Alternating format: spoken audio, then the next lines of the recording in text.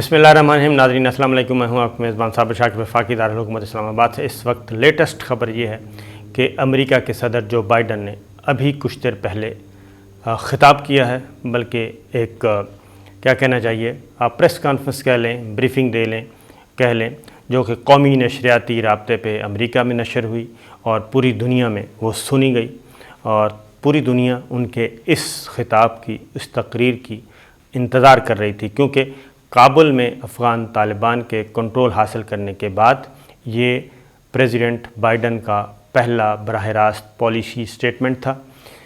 کچھ چیزیں انہوں نے بڑی ہی ایک کہنا چاہیے وزڈم والی کی، اس میں پولیٹیکل وزڈم پایا جاتا ہے، اور خاص طور پہ اس میں انہوں نے کہا کہ ایسی باتیں کی کہ اپنی غلطیوں کا بھی اعتراف کیا، اپنی شکست کا بھی اعتراف کیا، اپنی پالیسیوں میں جو ان کی غلطیاں تھیں، اپنی فیصلہ سازی میں ان کی غلطیاں تھیں، ڈیسیژن میکنگ میں جو غلطیاں ہوئیں ان کا ذکر کیا، پالیسی میکنگ میں جو ہوئیں ان کا ذکر کیا، آپریشنل جو خامیاں تھیں ان کا ذکر کیا، ترتیب کے ساتھ میں آپ کو بتاتا ہوں. لیکن سب سے اچھی بات جو دلی سرکار انتظار کر رہی تھی، مودی سرکار انتظار کر رہی تھی کہ پاکستان کو قربانی کا بکرا بنایا جائے گا اور پاکستان پہ الزام عائد کیا جائے گا.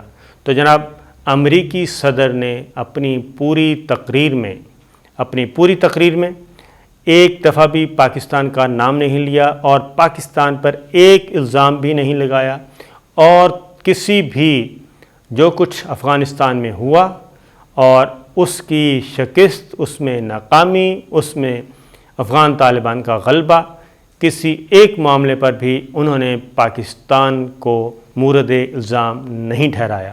اور یہ ایک بہت ہی اچھا سائن ہے اور بہت ہی ایک پلس پوائنٹ ہے، جس پہ یقیناً اسلام آباد، پاکستان بہت خوش ہوگا اور پاکستان کی گورنمنٹ بڑی خوش ہوگی. دلی البتہ کافی پریشان ہوگا.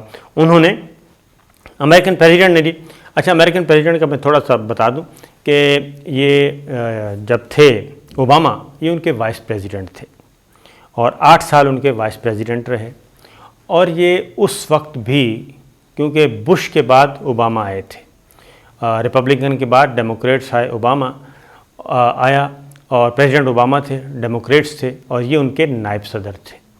تو اس وقت بھی یہ فوجی یہ جو افغانستان کی جنگ ہے اور مختلف ملکوں میں جو فوجی چڑھائیاں کی گئی تھیں ان کے خلاف تھے. یہ بات ذہن میں رکھیے. اور آج بھی انہوں نے جو خطاب کیا، انہوں نے کہا کہ جو میرا پہلے دن سے موقف تھا وہی موقف آج ہے، اور ہم نے جو بھی فیصلہ کیا افغانستان کے بارے میں وہ بالکل درست فیصلہ کیا. اور انہوں نے تسلیم کیا کہ افغانستان میں فوجی شکست ہوئی ہے اور سیاسی شکست ہوئی ہے اور افغانستان کی فوج سنبھالنے میں ناکام رہی. انہوں نے سارے کا سارا ملبہ جو ہے وہ افغانستان کی فوج پہ ڈالا ہے اور افغانستان کی سیاسی حکومت پہ، یعنی اشرف غنی کی حکومت پہ ڈالا ہے. انہوں نے کہا کہ اشرف غنی اور عبداللہ میرے پاس آئے تھے اور وہ ان کی خواہش تھی کہ ہم کنٹینیو کریں، یعنی امریکہ کنٹینیو کرے اور امریکی فورسز افغان حکومت کی حمایت جاری رکھیں. اور انہوں نے کہا کہ اس وقت بھی میں نے اشرف غنی سے اور عبداللہ سے کہا کہ آپ intra Afghan dialogue, political settlement اور باقی تمام سٹیک ہولڈرز بیٹھیں اور اس کا سیاسی حل تلاش کریں. افغانستان کی جنگ کا کوئی فوجی حل نہیں ہے. اور انہوں نے کہا کہ میں نے کیٹیگوریکلی بتا دیا تھا کہ ہم اب کوئی مزید کسی قسم کی نہ تو یہ جنگ جاری رہے گی، نہ ہی کوئی فوجی تعاون اور فوجی حمایت آپ کی کریں گے، یہ آپ نے خود کرنا ہے. ایک تو انہوں نے یہ صورتحال بتائی کیونکہ جو بائیڈن پہ پریشر بڑھتا جا رہا تھا اور پریزیڈنٹ ٹرمپ، ریپبلکنز اب ان سے باقاعدہ طور پہ استعفیٰ مانگ رہے تھے.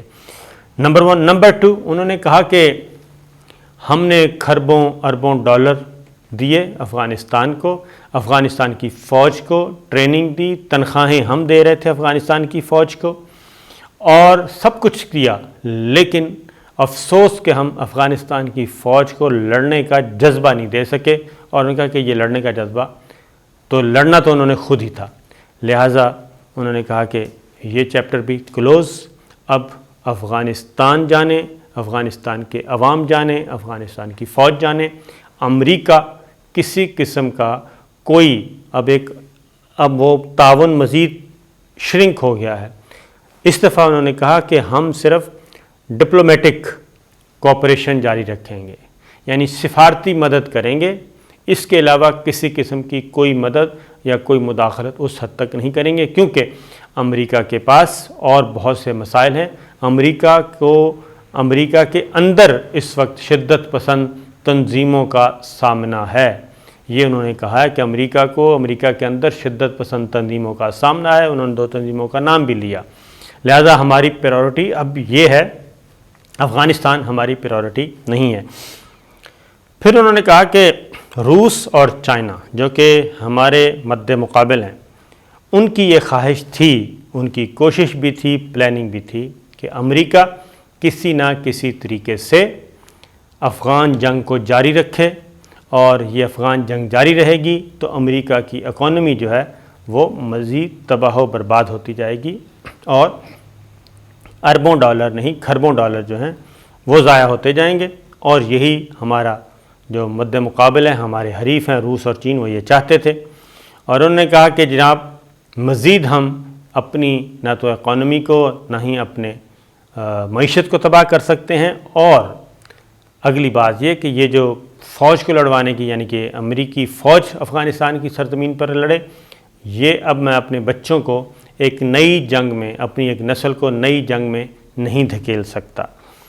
اس کے بعد انہوں نے سارا کچھ, پریزیڈنٹ بائیڈن نے غنی حکومت پہ سارا کچھ مورد الزام ٹھہرایا, اور یہ بات سچ بھی نکلی, کیونکہ اشرف غنی اگر کوئی سیاسی معاملات حل کرتے اور پولیٹیکل سیٹلمنٹ کی طرف جاتے تو یقیناً ان کی نظر تو ڈالرز پہ تھی, اور وہ بھی پتہ نہیں اربوں ڈالر لے کے گئے ہیں, 4 گاڑیاں اور ایک ہیلی کاپٹر.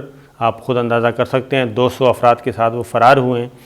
کتنا سرمایہ وہ لے کے گئے ہیں اس کا اندازہ کوئی نہیں لگا سکتا سوائے ان کے. پھر یہی وجہ ہے کہ ان کو اپنی دمڑی جو ہے وہ زیادہ عزیز تھی, اور اسی لیے نواز شریف صاحب کے ساتھ بھی ان کی جو ملاقات ہوئی اور ان کے جو نائب صدر اور سیکورٹی ایڈوائزر کی, تو آئی تھنک نواز شریف صاحب نے بھی یہی مشورہ دیا ہوگا کہ پہلے دولت بچاؤ باقی بعد میں, اور انہوں نے وہی کام کیا. اور اب صورتحال یہ ہے کہ وہ کہتے ہیں دھوبی کا کتا گھر کا نہ گھاٹ کا, نہ انہوں نے تاجکستان نے پناہ دی نہ ازبکستان نے پناہ دی, اور اب کسی خلیجی ملک میں سنا ہے کہ وہ جا چکے ہیں. روس کے جو انٹیلیجنس ذرائع ہیں وہ یہ کہتے ہیں, اور وہ جانا چاہتے ہیں امریکہ یا کسی یورپین ملک میں سیاسی پناہ لینا چاہتے ہیں, اور مجھے نہیں لگتا کہ وہ اتنے امپورٹنٹ ہیں کہ ان کو کوئی پناہ دے گا. تو اشرف غنی صاحب کے ساتھ تو یہ ہوا.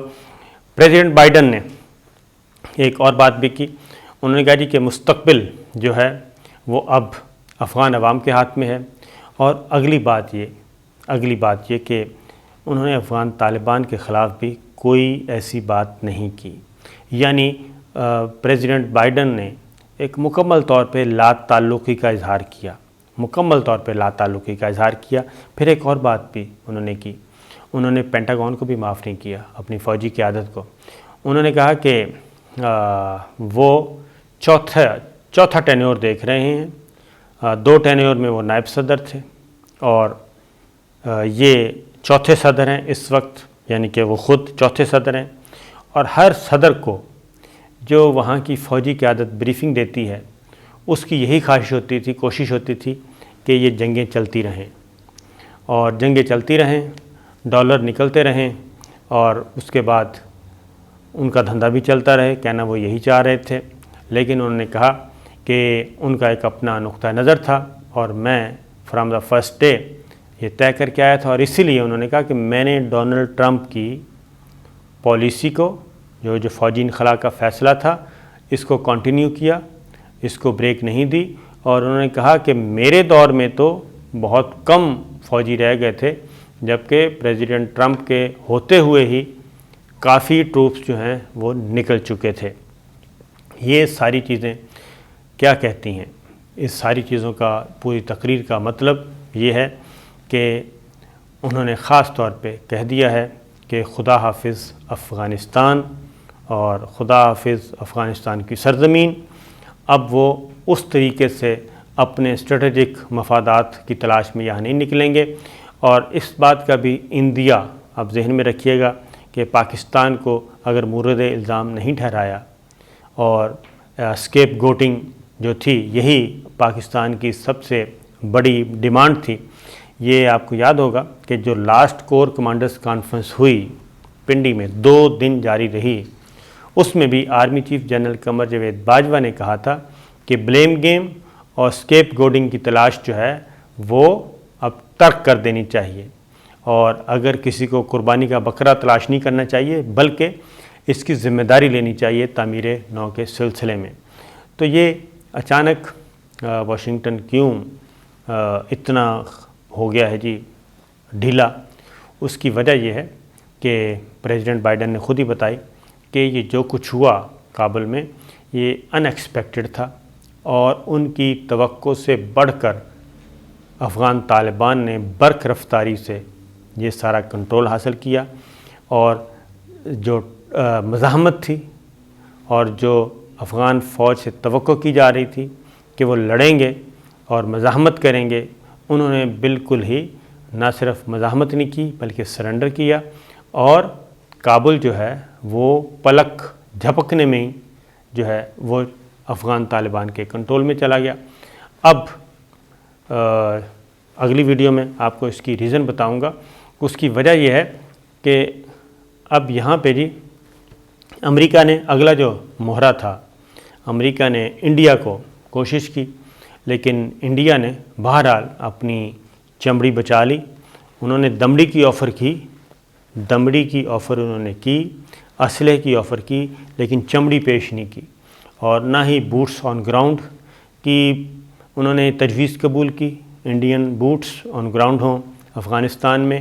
تو انہوں نے دمڑی دے دی، چمڑی بچا لی، اور یہ بھی بہت بڑا سیٹ بیک تھا امریکہ کو، اور اس کا بھی فائدہ مستقبل میں پاکستان کو ہوگا، اور کیونکہ یہ پہلی پارٹنرشپ ٹرائی کی جا رہی ہے انڈیا کے ساتھ امریکہ کی، اور جے شنکر جو ہیں وہ اس وقت پہنچ چکے ہیں یا پہنچنے والے ہیں امریکہ میں۔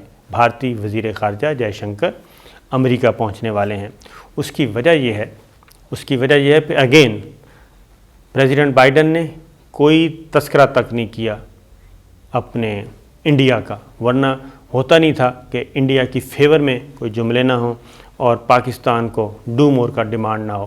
تو اس میں انڈیا کا بھی تذکرہ نہیں تھا، اور ادھر سلامتی کونسل کا جو سو کالڈ اجلاس بلایا جا رہا ہے اور وہاں پہ بھی ان کی دال نہیں گل رہی۔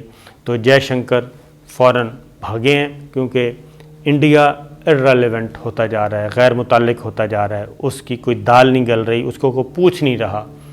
یہ ساری چیزیں ہیں، قربانیاں ہم نے دیں جس میں کوئی شبہ نہیں، 80,000 جانیں ہماری اللہ کو پیاری ہوئیں، اس میں بچے بھی تھے، اس میں خواتین بھی تھے، اس میں بوڑھے بھی تھے، اس میں عام شہری بھی تھے، اس میں ہماری فورسز کے لوگ بھی تھے، فورسز بھی تمام فورسز، ہماری افواج پاکستان، ہماری پولیس، ہماری رینجرز، ہمارے ایف سی، ہر طرح کے ہمارے ٹیچرز، ہمارے انٹیلیجنس بیورو کے لوگ، ہمارے آئی ایس آئی کے لوگ، ہمارے ایم آئی کے لوگ، ہمارے میڈیکل کور کے لوگ، یعنی کہ کوئی طبقہ، ہمارے صحافی، کوئی طبقہ نہیں بچا جس نے دہشت گردی کی اس نام نہاد جنگ میں اپنی جان نہ گنوائی ہو۔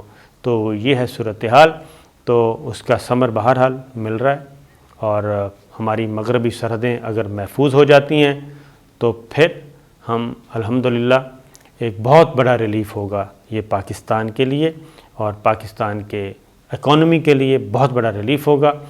اور باقی یہ چیزیں جی تو دیکھتے ہیں آگے کیا ہوتا ہے۔ ابھی تک صورتحال اچھی جا رہی ہے اور اچھی اطلاعات ہیں۔ اجازت دیجیے، اللہ حافظ۔